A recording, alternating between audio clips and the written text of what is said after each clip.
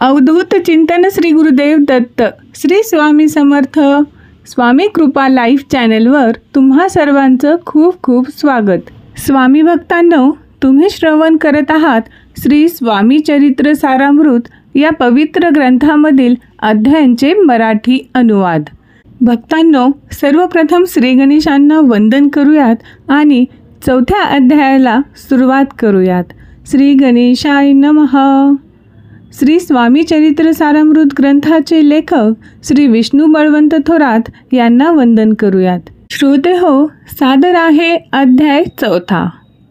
जो कोणीही व्यक्ती श्री स्वामी समर्थ महाराजांचे नामस्मरण, श्रवण, कीर्तन, भक्ती व पूजन करत असेल ते खरोखरच भाग्यवंत आहेत. ज्या लोकांनी आपल्या पूर्वजन्मात काही अलौकिक कार्य केलेलं असेल व ज्यांच्या पदरात ते पुण्य जमा असेल त्यांच्याच पदरी महाराजांची भक्ती मिळते, अन्यथा नाही. कारण ज्या व्यक्ती हे कार्य करीत असेल त्यांना इतर धर्मकार्य म्हणजेच तीर्थक्षेत्र जाणे, योगाभ्यास करणे व होम हवन करण्याची काहीच गरज नाही.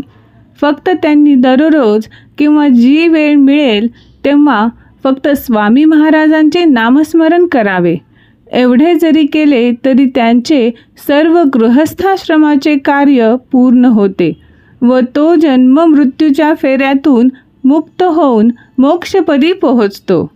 मागील अध्यायात आपण पाहिले की अक्कलकोटचे राजे मालोजी हे स्वतः महाराजांच्या भेटीकडे जाण्याच्या तयारीत असतानाच स्वतः महाराजच त्यांच्या राजवाड्यात गेले व त्यांच्यावर कृतार्थ केला.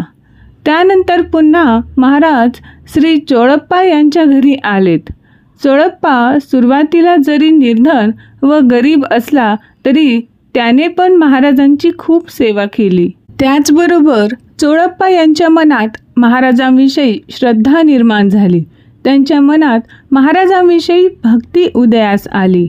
श्री चोळप्पा यांनी आपल्याला महाराजांपासून काही धन द्रव्य प्राप्त व्हावे म्हणून महाराजांना आपल्या घरी ठेवले नाही, पण चोळप्पा यांच्या मनात महाराजांविषयी खूप भक्ती जागृत झाली होती व त्यातूनच तो व त्यांची पत्नी अगदी निस्वार्थ भावनेने श्री स्वामी महाराजांची सेवा करीत होते.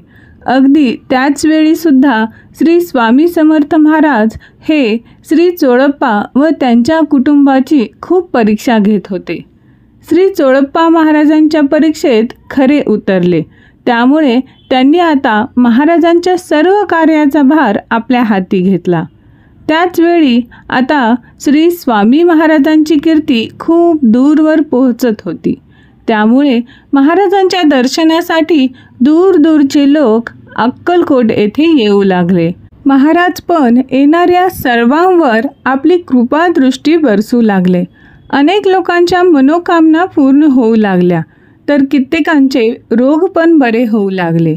पण त्यातही काही निंदक व कुटील प्रवृत्तीचे जे लोक होते त्यांनाही महाराजांच्या अलौकिक शक्तीबद्दल मनात हेवा वाटू लागला. एका अशाच प्रसंगात श्री महाराजांची परीक्षा घेण्यासाठी 2 संन्यासी अक्कलकोटला आले. स्वामींनी आपल्या अंतर्मनाने त्यांचा कुटील डाव ओळखून घेतला होता. एके दिवशी श्री स्वामी महाराज कोण्या एका भक्ताच्या घरी आले तेव्हा तेथे अनेक भक्त त्यांच्या दर्शनासाठी जेव्हा आले तेव्हा ते पूजेसाठी अनेक फळं आणि इतर वस्तू देखील घेऊन आले होते. त्या वस्तूंना पाहून त्यांच्या तोंडाला पाणी सुटले. महाराज त्या भेटवस्तू व फळे त्या संन्याशांच्या समोर सरकून ठेवीत, पण त्यांची हिंमत त्या वस्तूंना हात लावण्याची होत नव्हती. असा बराच काळ लोटल्यावर जेव्हा संध्या झाली तेव्हा तेथील भक्तमंडळी आपापल्या गावी निघून गेले.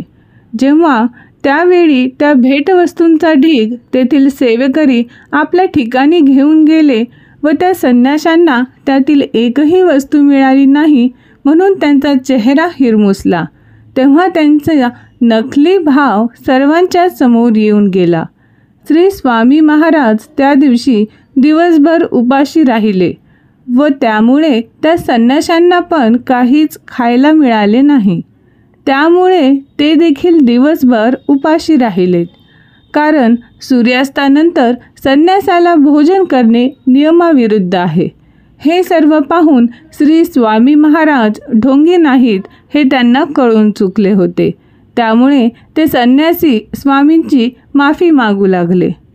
अशा प्रकारे श्री स्वामी चरित्र सारामृतातील 4था अध्याय या ठिकाणी संपूर्ण होत आहे. स्वामी भक्तांनो, अध्यात्म आणि भक्ती मार्ग हा काही सोपा मार्ग नाही आहे. आपल्याला या मार्गावर चालत असताना अनेक अडचणींचा सामना करावा लागू शकतो.